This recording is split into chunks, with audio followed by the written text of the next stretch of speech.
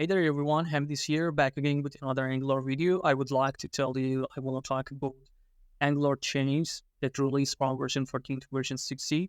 Angular is always evolving and versions 14 to version 16 brought advanced features for us and improvements obviously for the framework. If you feel you need to brush up and learn the new features, watch this video because I'm going to talk about type forms, inject functions, image directives, required inputs, and uh, the features that is related to roads. Stay tuned.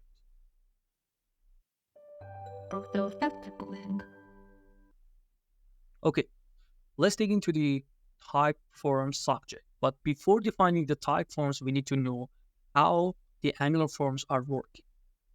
Let me tell you an example.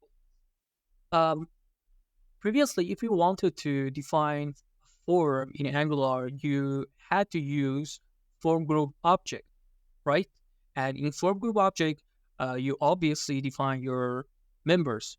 In this example, I define login form and two members for that, which are email and password. So far, so good. But let me tell you a point here. Angular for APIs are not type safe. What this means? Let's imagine you want to use login.value, or let's say login.controls, login.setValue. These methods or APIs are not type safe. They are returning any as their type. So it's possible developers make mistake, like the example that I depicted for you at the below. Developer want to get access to domain fields of email fields, which doesn't exist in real world, right? So this is a great problem. For uh, fixing this problem, Angular team come up with a solution, which is typed forms. Um, okay, but what are type forms? Actually, they are nothing but just a new way for defining forms. They are strictly type, okay? And they allow for better type checking and code organization when you are building your forms.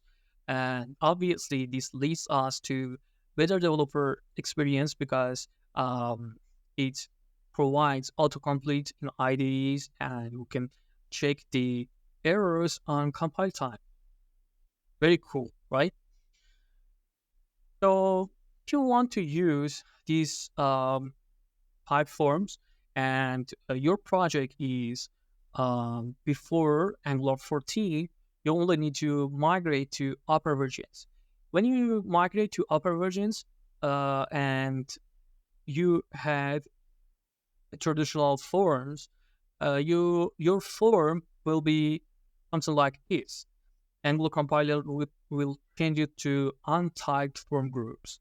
Okay, so if you sell something like this, don't panic because it's normal and Angular made this change. Okay, um, let me show you an example about type forms, how they are and how we should use it. Okay, as its name suggests, we should define a type for our forms.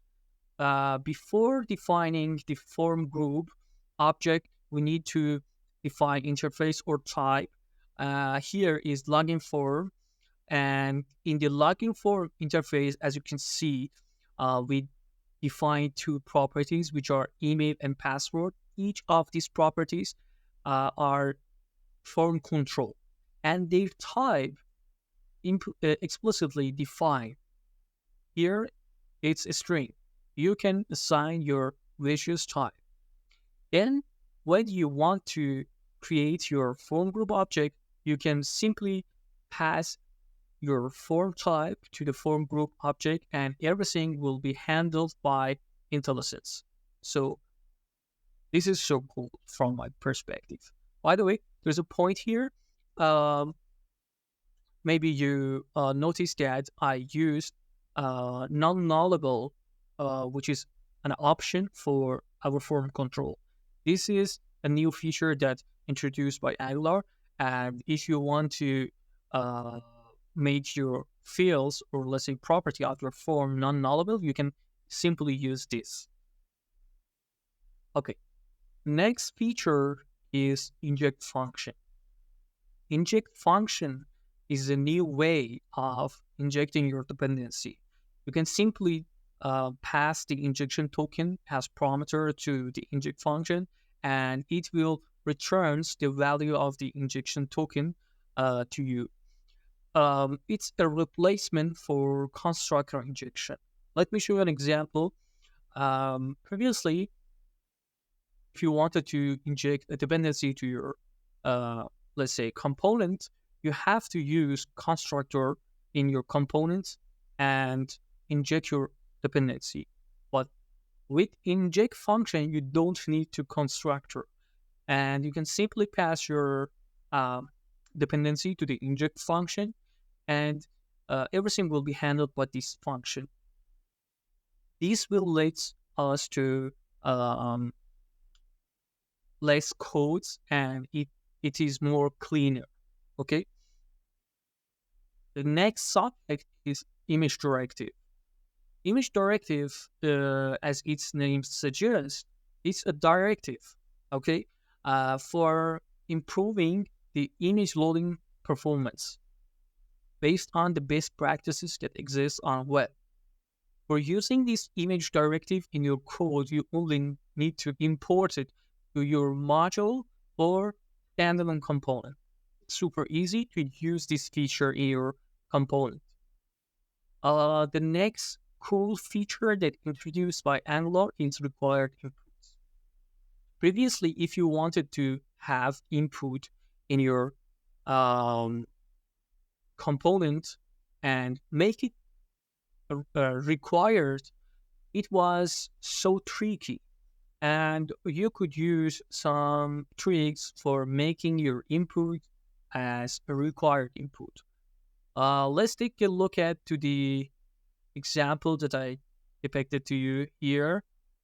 Okay, if you wanted to make the name input required, you had to pass the name to selector of your component. But Angular team introduced a feature for us called required input, and we can simply pass the configuration option to the input decorator like this, and we can simply make our input required.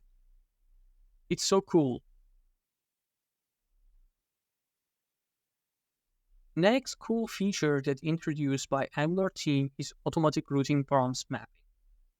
Do you remember how you use root params in your components? How you fetch the data that you pass to your root? Definitely, you had to use activated root like this. Okay, you had to inject activated root to your component and then subscribe to it and listen to the params change. Then you would access to the params data.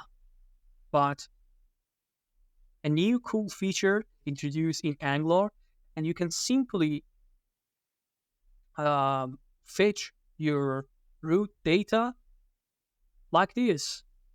You can consider them, they are inputs of your component, and everything would be handled by Angular itself. You can access them easily. It's cool, right? Very nice. Okay, in this video, I try to cover most of the major changes that introduced in Angular version 14 to version 16. Obviously, there are other subjects that I couldn't cover. I'm seeking for opportunity to record another video about the other subjects, and these videos will be continued because other cool features are introducing in next versions, definitely.